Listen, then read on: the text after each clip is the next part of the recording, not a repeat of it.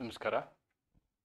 ಈ ಹಿಂದಿನ ವಿಡಿಯೋಗಳಲ್ಲಿ ನಾವು ಈ ನಮ್ಮ ನ್ಯಾಯಿಕ ವ್ಯವಸ್ಥೆಯ ಒಂದು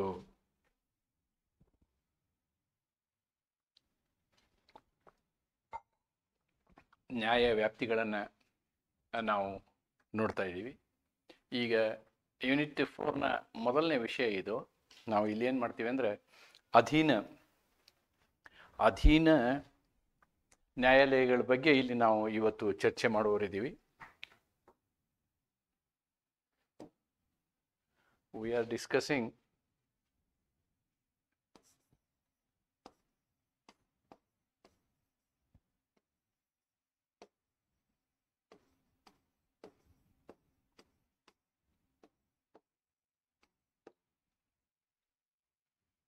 the subordinate courts. As I have discussed you earlier, as far as the judicial process is concerned, the apex court is the Supreme Court at the top. Then below that comes the High Court, and next comes the subordinate courts. This is the system.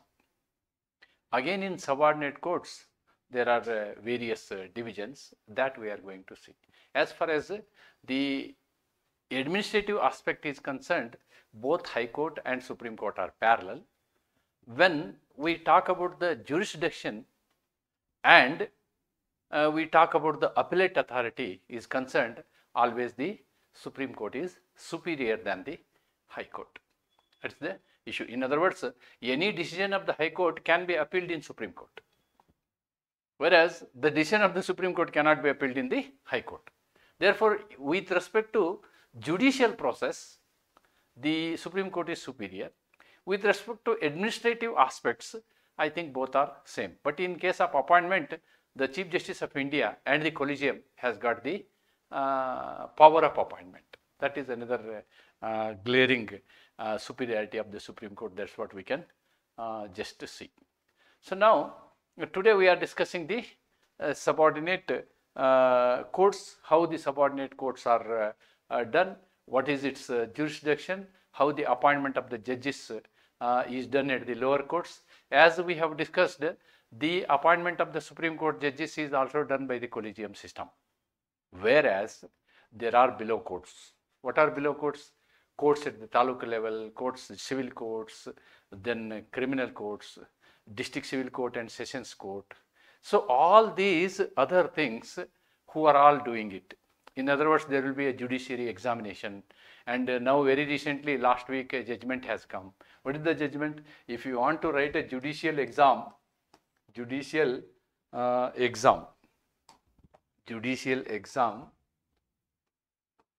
you have to practice for 3 years. 3 years practice has been made compulsory. This has been done compulsory. Annodana now illi nodtivi. This is some changes are happening, but as far as our study is concerned, today I will be completely focusing on the subordinate courts, every detail of it. For example, I am going to discuss with you on the structure of subordinate judiciary, how the subordinate judiciary is functioning. That's what we are going to see here. Then we are going to see the appointment and recruitment of judges at the lower courts, that we are going to see. And then control and discipline, how the discipline is controlled. For example, how the discipline of the high courts is concerned. The discipline of the judges of the high courts can be controlled by self-restraint. If it goes beyond control, then Supreme Court will take it as an issue and decide it as a judgment. Very recently, we have seen the judgment I have referred to. In Karnataka, there was some statement by the judge of the High Court, and that was questioned. It was a social media issue. Ultimately, Supreme Court has taken a suo motu case and issued a notice to the Karnataka High Court, and the concerned judge has ultimately agreed that it was a mistake, and the Supreme Court closed the case. There is one aspect of controlling the judges of the High Court. Another aspect of controlling the judges of the High Court is the power of transferring the High Court judges is with the collegium system. Ultimately, President will be doing it on the recommendation of the collegium system. So that is what is about the High Court judges. But below how it happens, we have to see. Then control and discipline, that's what I have told you. Then definition, there are 1 or 2 definitions are there. Those definitions also we are seeing. This is repeated. These are all the aspects that I am going to discuss with you today. Let us see one by one. Subordinate judiciary. What is subordinate judiciary? The subordinate judiciary forms the base of the judicial system. The base of the judicial system. If we will divide it in 3 ways. This is the Supreme Court, this is the High Court, and base is the subordinate courts. This is how it is formed. Again, in subordinate jurisdiction, we have got, I think, 3 main divisions that we are going to study today. This is the judicial system of India, base of the judicial system of India. Okay, it handles day-to-day civil and criminal disputes and ensures justice is accessible at the grassroots level. It operates under the supervision and control of the respective state high courts. I have told it operates under the supervision and control of the respective high courts. That is Article 227.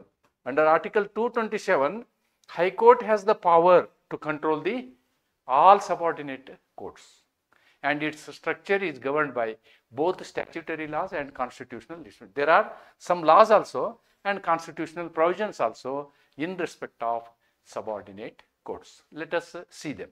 What are all those things? ಅಧೀನ ನ್ಯಾಯಾಂಗವು ಭಾರತದಲ್ಲಿ ನ್ಯಾಯಾಂಗ ವ್ಯವಸ್ಥೆಯ ಆಧಾರ ಸ್ತಂಭವಾಗಿದೆ. ಇದು ಪ್ರತಿದಿನ ನಡೆಯುವ ನಾಗರಿಕ ಮತ್ತು ಅಪರಾಧ ಸಂಬಂಧಿತ ವಿವಾದಗಳನ್ನು ನಿರ್ವಹಿಸುತ್ತದೆ ಮತ್ತು ತಳಮಟ್ಟದಲ್ಲಿ ನ್ಯಾಯ ದೊರಕುವಂತೆ ಮಾಡುತ್ತದೆ. ಇದು ಪ್ರತಿ ರಾಜ್ಯದ ಹೈಕೋರ್ಟ್ಗಳ ಮೇಲ್ವಿಚಾರಣೆಯಲ್ಲಿಯೂ ನಿಯಂತ್ರಣದಲ್ಲಿಯೂ ಕಾರ್ಯನಿರ್ವಹಿಸುತ್ತದೆ. ಇದರ ರಚನೆ ಕಾನೂನು ಮೂಲಕ ಮತ್ತು ಸಂವಿಧಾನಕ ವಿಧಿಗಳ ಮೇಲೆ ಆಧಾರಿತವಾಗಿದೆ ಅನ್ನುವುದನ್ನು ನಾವಿಲ್ಲಿ ಕಂಡುಕೊಳ್ತೀವಿ. Okay, then how the structure is? The subordinate courts are generally classified into civil courts and criminal courts. See, as far as the judicial system is concerned, there is no division as far as the High Court and Supreme Court. Sorry, Supreme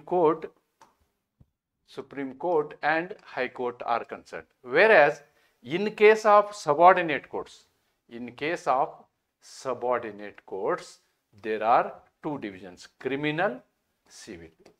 Here they both deal criminal and civil. No segregation with respect to High Court and Supreme Court, but there is a segregation of these. They are different courts. Civil court is different and criminal court is different from district downwards. ಅಧೀನ ನ್ಯಾಯಾಲಯಗಳು ಸಾಮಾನ್ಯವಾಗಿ ನಾಗರಿಕ ನ್ಯಾಯಾಲಯಗಳು ಮತ್ತು ಅಪರಾಧ ನ್ಯಾಯಾಲಯಗಳಾಗಿರ್ತವೆ. ನಾಗರಿಕ ನ್ಯಾಯಾಲಯಗಳು ಮತ್ತು ಅಪರಾಧ ನ್ಯಾಯಾಲಯಗಳು ಆಗಿರ್ತವೆ ಅನ್ನೋದನ್ನು ನಾವಿಲ್ಲಿ ಗಮನಿಸಬೇಕು. Yes, district court is called civils and sessions court. ನೋಡಿ, ಇಲ್ಲಿ 2 ತೆರನಾದಂತಹ ಕೋರ್ಟ್ಗಳಿರ್ತವೆ, sessions court and civil court. Civil court ನಾಗರಿಕ ವಿಷಯಗಳನ್ನು ತೆಗೆದುಕೊಳ್ತದೆ, ಸೆಷನ್ಸ್ ಕೋರ್ಟು ಅಪರಾಧ ವಿಷಯಗಳನ್ನು ತೆಗೆದುಕೊಳ್ತದೆ. Headed by a district judge. The designation of the judge is district judge, okay, and sessions judge. Sometimes a single person may be both district and sessions judge in one district. ಕೆಲವೊಂದು ಡಿಸ್ಟ್ರಿಕ್ಟ್ನಲ್ಲಿ ಬೇರೆ ಬೇರೆ ಇರಲಿಕ್ಕಿಲ್ಲ, ಅವರು ಒಬ್ಬರೇ ಇರ್ತಾರೆ. Criminal ಪ್ರಕರಣಗಳನ್ನು ಅವ್ರು handle ಮಾಡಿದರೆ ಅವ್ರಿಗೆ ಸೆಷನ್ಸ್ ಜಡ್ಜ್ ಅಂತೀವಿ ನಾವು. ಸಿವಿಲ್ ಪ್ರಕರಣಗಳನ್ನು ಅವ್ರು ಹ್ಯಾಂಡಲ್ ಮಾಡಿದರೆ ನಾವು ಏನಂತೀವಿ, civil judge, district civil judge. His name is district civil judge or sessions judge. Depending upon what case he is handling. Separate judges ಇಲ್ಲ, ಒಬ್ಬರೇ ಇದ್ದರೂ ಕೂಡ ಅದು ನಡೆಯುತ್ತೆ. ಜಿಲ್ಲಾ ನ್ಯಾಯಾಲಯಗಳು, ಜಿಲ್ಲಾ ನ್ಯಾಯಾಧೀಶರು ನಾಗರಿಕ ವ್ಯಾಜ್ಯಗಳಿಗೆ ಮತ್ತು ಸೆಷನ್ಸ್ ನ್ಯಾಯಾಧೀಶರು ಅಪರಾಧ ಪ್ರಕರಣಗಳಿಗೆ ನೇತೃತ್ವ ವಹಿಸುತ್ತಾರೆ. ಒಂದು ಜಿಲ್ಲೆಯಲ್ಲಿ ಒಬ್ಬನೇ ವ್ಯಕ್ತಿಯು 2 ಹುದ್ದೆಗಳನ್ನು ಹೊಂದಿರಬಹುದು. ಅಧಿಕಾರ ವ್ಯಾಪ್ತಿ ಪ್ರಕರಣಗಳ ಸ್ವರೂಪ ಮತ್ತು ಪ್ರಕರಣದ ಮೇಲೆ ಆಧಾರಿತವಾಗಿ ಮೂಲ ಮತ್ತು ಮೇಲ್ಮನವಿ ನ್ಯಾಯಾಲಯಗಳಾಗಿ ನಿರ್ವಹಿಸುತ್ತವೆ. ನೋಡಿ, ಇಲ್ಲಿ ಕೆಲವೊಂದು ವಿಷಯದಲ್ಲಿ it becomes A original jurisdiction, in certain cases it becomes appellate jurisdiction. For example, in case of a murder, in case of 302 cases, IPC BNS, I don't know what is BNS, IPC 302, IPC 302 ಮರಣದ ಕೊಲೆ ಪ್ರಕರಣದಲ್ಲಿ ಮತ್ತು rape ಪ್ರಕರಣದಲ್ಲಿ, ಇವೆರಡೂ ಪ್ರಕರಣದಲ್ಲಿ sessions ನ್ಯಾಯಾಲಯ original jurisdiction ಇರುತ್ತೆ. It has got original jurisdiction. ಸಣ್ಣ ಸಣ್ಣ ಅಪರಾಧಗಳಲ್ಲಿ ಇದಕ್ಕಿಂತ ಕೆಳಗಿನ ಹಂತದ ನ್ಯಾಯಾಲಯಗಳು ಇರ್ತವೆ. ಅಂದರೆ ವಾಟ್ ಈಸ್ ಒರಿಜಿನಲ್ ಜ್ಯೂರಿಸ್ಡಿಕ್ಷನ್ ಅನ್ನೋದನ್ನು ನಾನು ಹೇಳ್ತಾ ಇದ್ದೀನಿ, ಮೂಲ ಒರಿಜಿನಲ್ ಜ್ಯೂರಿಸ್ಡಿಕ್ಷನ್ ಅನ್ನೋದನ್ನು. ಈ ರೀತಿಯಾಗಿ ಇವು ಈ ಪ್ರಕರಣಗಳನ್ನು ಹ್ಯಾಂಡಲ್ ಮಾಡ್ತವೆ. Then civil courts. There are civil courts are, these civil courts work under district court. If there is a district civil court, under this these courts will work. Like senior civil judge, subordinate civil judge handle civil cases above a certain pecuniary limit.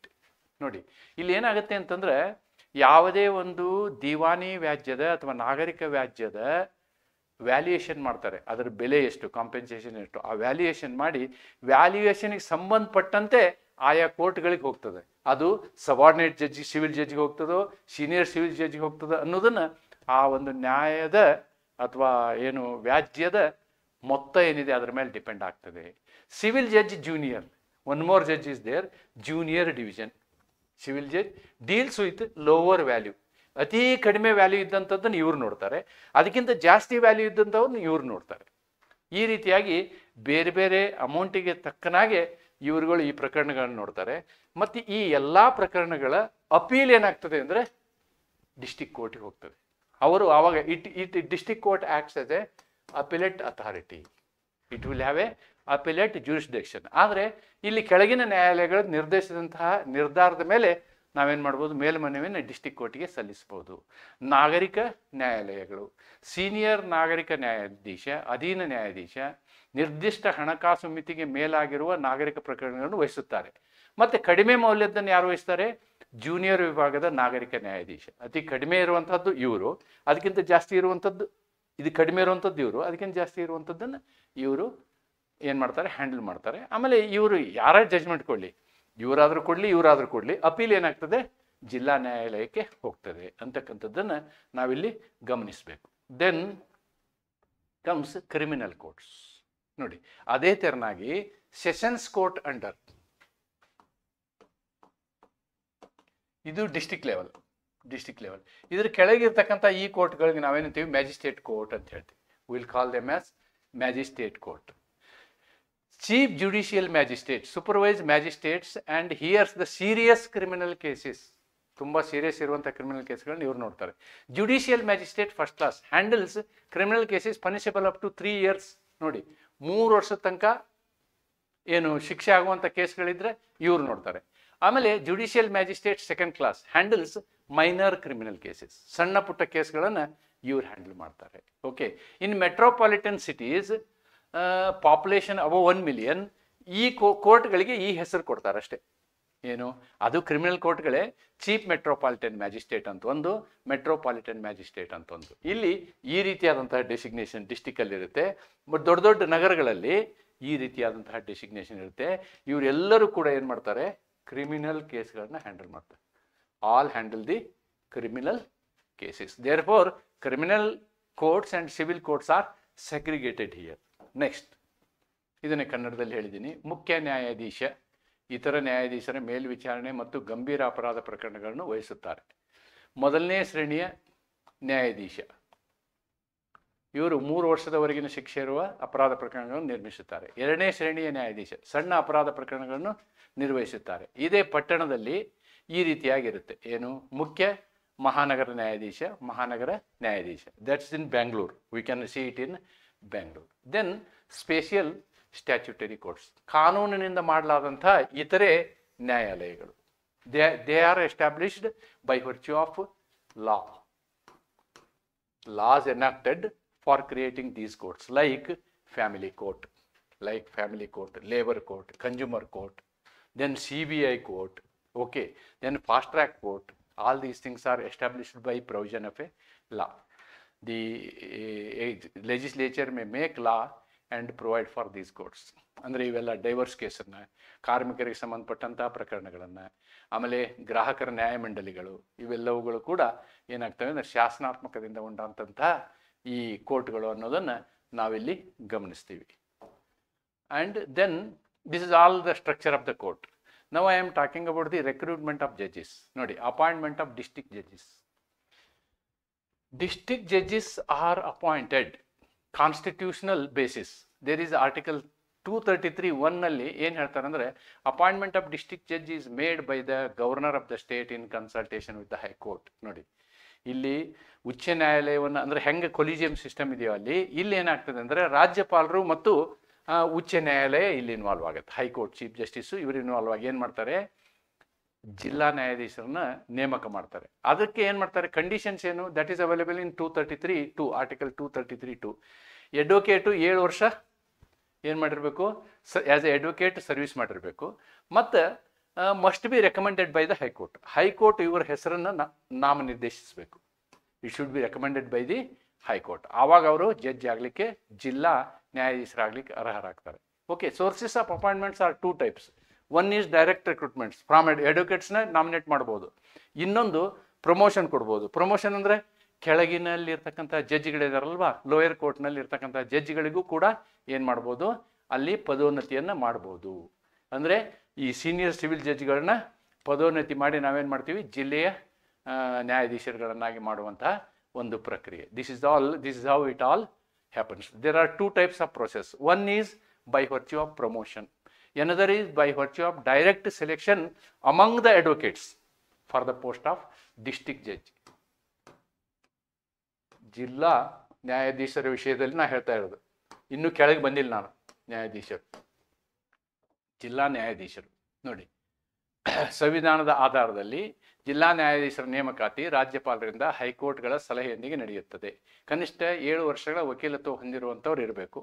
High court ಅವರ ಹೆಸರನ್ನು ಶಿಫಾರಸು ಮಾಡಬೇಕು. ಒಂದು ವಕೀಲರಿಂದ ಅವರು nomination ಆಗ್ಬೋದು, ನೇಮಕಾತಿ ಆಗ್ಬೋದು. ಇನ್ನೊಂದು ಪ್ರಮೋಷನ್, ಕೆಳ ಹಂತದಲ್ಲಿರ್ತಕ್ಕಂಥ ಕೋರ್ಟ್ಗಳಿಂದ ಅವ್ರಿಗೇನು ಮಾಡ್ಬೋದು, ಪದೋನ್ನತಿಯನ್ನು ಕೊಡ್ಬೋದು ಅನ್ನೋದನ್ನು ನಾವಿಲ್ಲಿ ನೋಡ್ತೀವಿ. Okay, this is appointment of subordinate judges. ನೋಡಿ, so there are 2 types of judges. One is district judge, we have discussed already. Now we are discussing subordinate judge. Subordinate judgeಗಳನ್ನ ಹೆಂಗೆ ಮಾಡ್ತಾರೆ, judges below the rank of district judge, that is civil judge, judicial magistrate, are appointed under article 234. Appointing authority, governor. Consulting authorities, high court, state public service commission. ಇಲ್ಲಿ ಏನು ಮಾಡ್ತೀವಿ, we will go for exams, judicial exams. Judicial, because public service commission has come. Recruitment process, ಇಲ್ಲಿ ನಾವು ಅವರನ್ನು ನೇಮಕ ಮಾಡುವಂತಹ ಪದ್ಧತಿ ಹೆಂಗಂದ್ರೆ ಸ್ಟೇಟ್ ಜುಡಿಷಿಯಲ್ ಸರ್ವಿಸ್ ಎಕ್ಸಾಮಿನೇಷನ್ ಹೇಳಿದ್ನಲ್ವಾ, state judicial service examination, also known as PCS examination, PCS judiciary, conducted by the high court or the state public service commission. ಇವರು ಎಕ್ಸಾಮನ್ನು ಕಂಡಕ್ಟ್ ಮಾಡ್ತಾರೆ. Include preliminary exam, mains exam, interview and medical test. So all these they have to go through. ಅಂದರೆ ನೀವು ಪರಿಣತಿಯನ್ನು ಎಕ್ಸಾಮನ್ನು ತೊಗೊಂಡು exam ಮುಖಾಂತರ ಪಾಸಾಗಿ ನೀವು ಜಡ್ಜ್ ಆಗ್ಬೋದು. ಇಲ್ಲಿ ಏನಾಗಿತ್ತು, ಕಾಲೇಜ್ನಿಂದ ಹೋದವರೆಲ್ಲ ಜಡ್ಜ್ ಆಗೋರು. There was no necessity for passing the examination. But last week judgment has come. ಏನು ಜಡ್ಜ್ಮೆಂಟು, ಮಿನಿಮಮ್ 3 year ಪ್ರಾಕ್ಟೀಸ್ ಮಾಡಬೇಕು. 3 year ಪ್ರಾಕ್ಟೀಸ್ ಈಸ್ ಮ್ಯಾಂಡೇಟರಿ. ಕಡ್ಡಾಯವಾಗಿ 3 ವರ್ಷಗಳ ಏನು ವಕಾಲತ್ತನ್ನ ನೀವು ಪ್ರಾಕ್ಟೀಸ್ ಮಾಡದೆ ಹೋದರೆ ನಿಮಗೆ ಎಕ್ಸಾಮ್ ಬರೆಯುವಂಥ ಅವಕಾಶ ಇಲ್ಲ ಅಂತಕ್ಕಂಥ ಸುಪ್ರೀಂ ಕೋರ್ಟ್ನ ಆಜ್ಞೆ ರೀಸೆಂಟಾಗಿ ಬಂದಿರೋದನ್ನು ನಾವಿಲ್ಲಿ ಗಮನಿಸಬೇಕು. ಅದಾದಮೇಲೆ ನೀವೇನು ಮಾಡ್ಬೋದು, you can write examination through public service commission or judges selection examination. ಬರೆದು ಪಾಸ್ ಆದರೆ you can become judge. After some time according to seniority you can go to district judge, and from district judge you can be selected as the high court judge. Then when you are getting selected as the high court judge, then the collegium system will come into picture. ಜಿಲ್ಲಾ ನ್ಯಾಯಾಧೀಶರುಗಳು, ಕೆಳದರ್ಜೆ ನ್ಯಾಯಾಧೀಶರುಗಳು, ಉದಾಹರಣೆ ನಾಗರಿಕ ನ್ಯಾಯಾಧೀಶರುಗಳು, ದಂಡಾಧಿಕಾರಿಗಳು. ದಂಡಾಧಿಕಾರಿಗಳು ಅಂದರೆ magistrate 234 ಅಡಿಯಲ್ಲಿ ನೇಮಕಗೊಳ್ಳುತ್ತಾರೆ. ಇವರು ನೇಮಕ ಮಾಡುವಂಥವರು ರಾಜ್ಯಪಾಲರು, high court ಮತ್ತು ಸಾರ್ವಜನಿಕ ಸೇವಾ ಆಯೋಗ.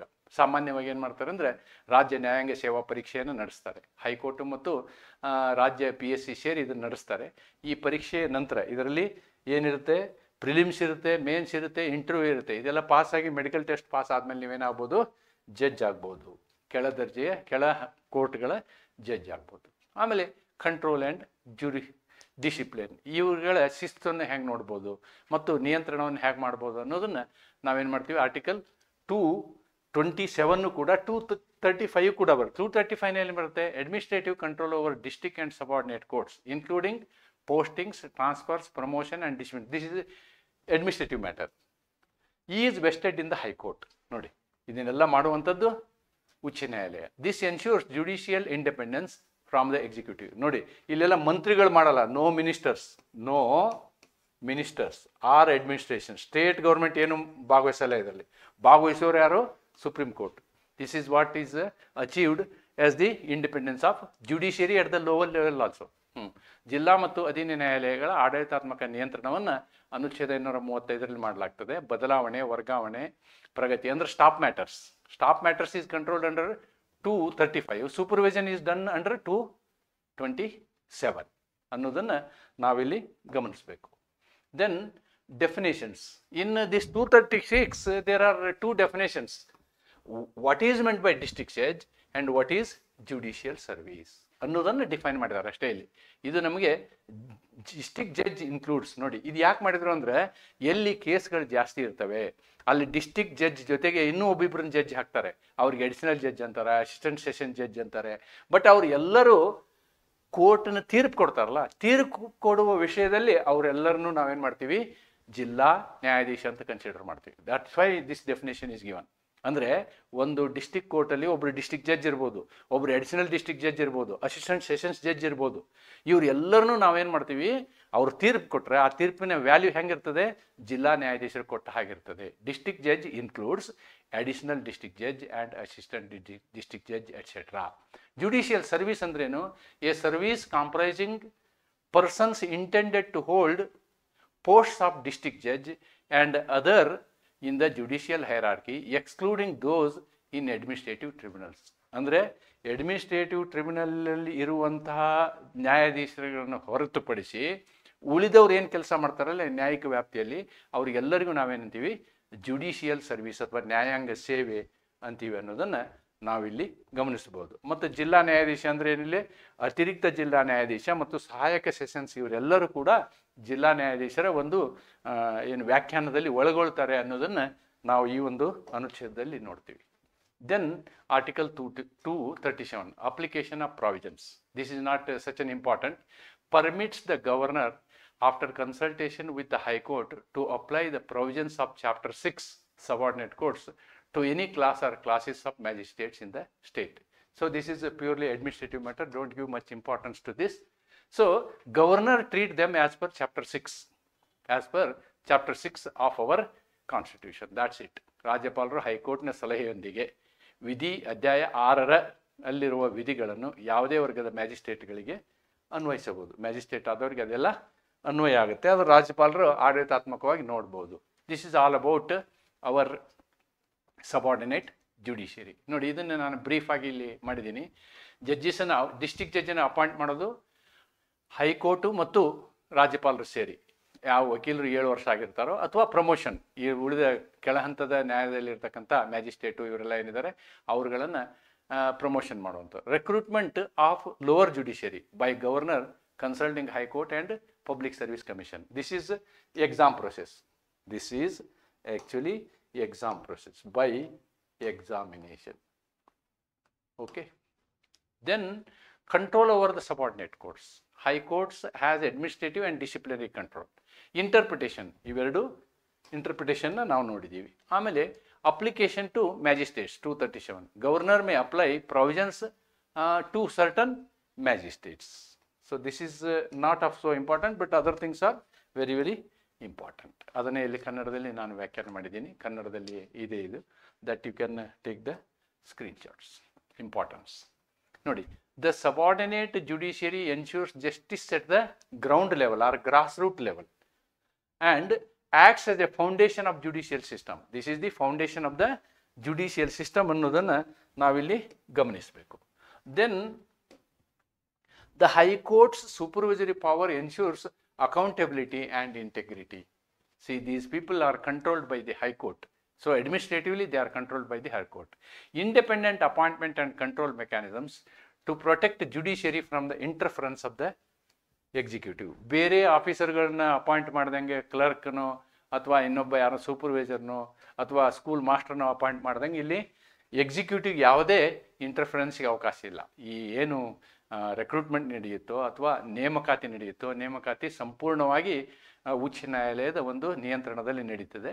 ಗವರ್ನರು ಅಂದರೆ it is almost like the collegium system, but not exactly collegium, but it has got little say.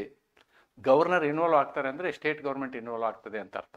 So ಕೆಳ ಹಂತದಲ್ಲಿ ರಾಜ್ಯ ಸರ್ಕಾರದ ಭಾಗವಹಿಸುವಿಕೆ ಇದೆ, ಆದರೆ ಹೈಕೋರ್ಟಿನ ನಿರ್ದೇಶನದಂತೆ, ಹೈಕೋರ್ಟಿನ ಮುಖ್ಯ ನ್ಯಾಯಮೂರ್ತಿಗಳ ನಿರ್ದೇಶನದಂತೆ. ಅದೇ ಸೊ ನೀವು ಹೈಯರ್ ಜ್ಯುಡಿಷಿಯರಿಗೆ ಹೋದರೆ ಅಂದರೆ high court judge, high court chief justice, supreme court judge, ಇವರೆಲ್ಲರ ವಿಷಯದಲ್ಲಿ ನಾವು ಮಾಡೋದಾದರೆ ಅದು that is done by the collegium system ಅನ್ನೋದನ್ನು ನಾವಿಲ್ಲಿ ಗಮನಿಸ್ತೀವಿ. ಎಸ್, ಉಪ ನ್ಯಾಯಾಂಗವು ತಳಮಟ್ಟದಲ್ಲಿ ನ್ಯಾಯವನ್ನು ಖಚಿತಪಡಿಸಿಕೊಳ್ಳುತ್ತದೆ ಮತ್ತು ನ್ಯಾಯಾಂಗ ವ್ಯವಸ್ಥೆಯ ಆಧಾರ ಸ್ತಂಭವಾಗಿ ಕಾರ್ಯನಿರ್ವಹಿಸುತ್ತದೆ. ಹೈಕೋರ್ಟ್ನ ಮೇಲ್ವಿಚಾರಣಾ ಅಧಿಕಾರವು ಜವಾಬ್ದಾರಿ ಮತ್ತು ಪ್ರಾಮಾಣಿಕತೆಯನ್ನು ನಿರ್ವಹಿಸಲು ಸಾಧ್ಯವಾಗುತ್ತದೆ. ಸ್ವತಂತ್ರ ನೇಮಕಾತಿ ಮತ್ತು ನಿಯಂತ್ರಣ ವ್ಯವಸ್ಥೆಗಳು ನ್ಯಾಯಾಂಗವನ್ನು ಕಾರ್ಯನಿರ್ವಹಣಾ ಶಾಖೆಯ ಹಸ್ತಕ್ಷೇಪದಿಂದ ರಕ್ಷಿಸುತ್ತವೆ. ಸೊ ನೀವು ಇದನ್ನು ಒಂದು ಏನು ನ್ಯಾಯಾಲಯದ ಹೈರಾರ್ಕಿ ನೋಡೋದಾದರೆ ಅದನ್ನೊಂದು ನಾನು ಇಲ್ಲಿ ಟೇಬಲ್ ಹಾಕಿದ್ದೀನಿ. ಇಲ್ಲಿ ನೋಡಿ ಏನು ಅಂತಂದರೆ ಇದೆಲ್ಲ ಒಂದೇ. This is one level. All this is one level.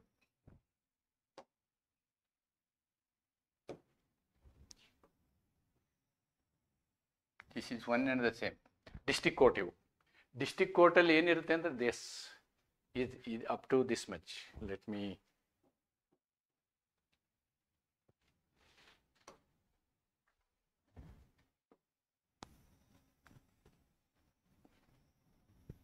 yes.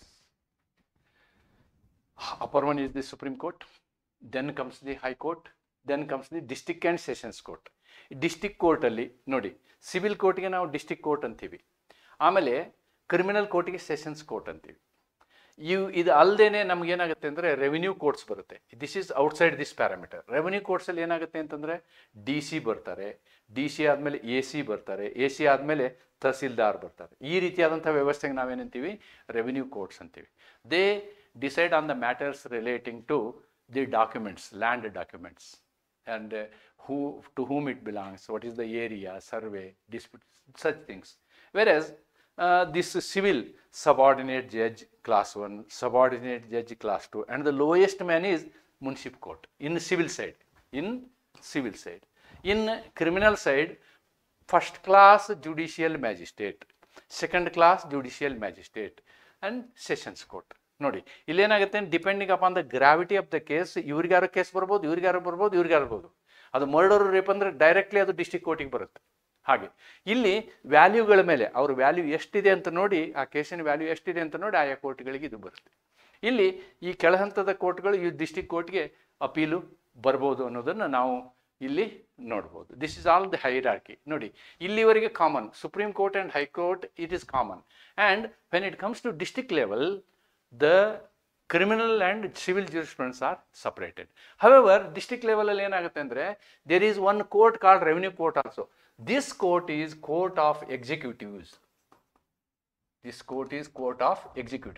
Whereas these two courts, this court and this court, these courts are judiciary courts. ಅಂದ್ರೆ ಇಲ್ಲಿ ನ್ಯಾಯಾಧೀಶರು ಇರ್ತಾರೆ, ಇಲ್ಲಿ ಕಾರ್ಯಾಂಗ ಇರುತ್ತೆ. ಕಾರ್ಯಾಂಗ ಯಾಕೆ ಕಾರ್ಯಾಂಗ? This is done by D C or A C or tahsildar. Therefore this is executive court ಅಂತಲೂ ಹೇಳ್ತಾರೆ, ಇದಕ್ಕೆ ಎಕ್ಸಿಕ್ಯೂಟಿವ್ ಕೋರ್ಟ್ ಅಂತಲೂ ಹೇಳ್ತಾರೆ. So with this information I am able to completely give you the idea of the subordinate courts. ಅಧೀನ ನ್ಯಾಯಾಲಯಗಳು ಅಂದರೆ ಏನು ಅನ್ನೋದನ್ನು ಕಂಪ್ಲೀಟ್ ವಿವರವಾಗಿ ನಾನು ಈ ಒಂದು ಲೆಕ್ಚರ್ನಿಂದ ಕೊಟ್ಟಿದ್ದೀನಿ. ಲೆಕ್ಚರ್ ದೊಡ್ಡದಾಗಿರ್ಬೋದು, ಬಟ್ ಒಂದು ಸ್ಟ್ರೋಕಲ್ಲಿ ನಾನು ನಿಮಗೆ ಅಧೀನ ನ್ಯಾಯಾಲಯ ಅಂದರೆ ಏನು ಅಂತ ಹೇಳಿದ್ದೀನಿ.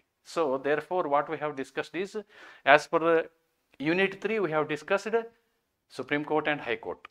As per Unit 4 initial part, I have now discussed the whole structure of the subordinate courts. Subordinate courts are mainly divided into district courts and below courts. District courts and below courts. District courts are divided in two names. One is the civil court and another is the session court. District civil court and session court. Session court deals with the criminal. District courts deals with the civil cases. And in certain districts, there is only one judge who may work as a civil judge also, district civil judge also, and sessions judge also. When he works as a deals with a session criminal case, he will put the seal of sessions judge. When he deals with a criminal case, he will put the seal of district civil judge. That is the difference. Then these things, they are different at a subordinate level, at taluk level, and these courts, they are different judges are there. When you get by right exam and selected, you will be posted to these lower courts. You will be posted to either this side or this side. You will be posted to lower courts depending upon your seniority, and on promotion you will go on jumping the ladder. And once you become district judge, then you will become eligible for promotion to the High Court. This is how the promotion ladder goes up. ಅಂತ ಹೇಳ್ತಾ ಇವತ್ತಿನ ಈ ಒಂದು ವಿಡಿಯೋನ ಇಲ್ಲಿಗೆ ಮುಕ್ತಾಯ ಮಾಡ್ತೀನಿ. ಮತ್ತು ನಿಮಗೆ ಇನ್ನೊಂದು ವಿಷಯ ಏನಂತಂದರೆ, ಇಲ್ಲಿಯವರೆಗೂ ನೀವೇನು ಈ ವಿಡಿಯೋಗಳನ್ನ ನೋಡ್ತಾ ಬಂದಿದ್ದೀರಿ, ನಿಮ್ಮ ಅಭಿಪ್ರಾಯಗಳನ್ನ, ನನಗೆ ಸಾಕಷ್ಟು ಫೋನ್ ಕರೆಗಳು ಬರ್ತವೆ ಈ ಒಂದು ವಿಷಯದ ಬಗ್ಗೆ, ಇನ್ನೂ ಕೆಲವು ವಿಷಯಗಳ ಬಗ್ಗೆ ಪಾಠ ಮಾಡಿ ಅಂತಕ್ಕಂಥದ್ದನ್ನು. ಅದು ನನ್ನ ಕಡೆಯಿಂದ ಕಷ್ಟ ಸಾಧ್ಯ. ನಾನು ಬಹಳಷ್ಟು ಪ್ರಯತ್ನ ಮಾಡಿ ನಿಮ್ಮ ಪರೀಕ್ಷೆ ಬರೋಕ್ಕಿಂತ ಮೊದಲು ಈಗೇನು ನಾನು 4 ವಿಷಯಗಳನ್ನ ತೆಗೆದುಕೊಂಡಿದ್ದೀನಿ. ಒಂದು ಕಾನ್ಸ್ಟಿಟ್ಯೂಷನ್ 2, ಒಂದು ಕರಾರು 2 ಅಥವಾ ಕಾಂಟ್ರಾಕ್ಟ್ 2, ಆಮೇಲೆ ಹ್ಯೂಮನ್ ರೈಟ್ಸ್ ಲಾ ಮತ್ತು ಎನ್ವಿರಾನ್ಮೆಂಟಲ್ ಲಾ. ಇವುಗಳನ್ನು ನಿಮ್ಮ ಪರೀಕ್ಷೆ ಬರುವ ಒಳಗೆ ಎಲ್ಲ ವಿಡಿಯೋಗಳನ್ನು ಮಾಡುವಂತಹ ಒಂದು ನನ್ನ ಒಂದು ಧ್ಯೇಯ ಇದೆ. I have got my aim to complete these 4 subjects by another 1 month. That is my target, and I am going to complete them ಅಂತ ಹೇಳ್ತಾ I will be closing this video. And once again, thank you for all your support, encouragement, and your comments and your telephonic talks. Thank you very much. And I will make one more video on how to write examination very shortly. With this, I conclude this video. Thank you.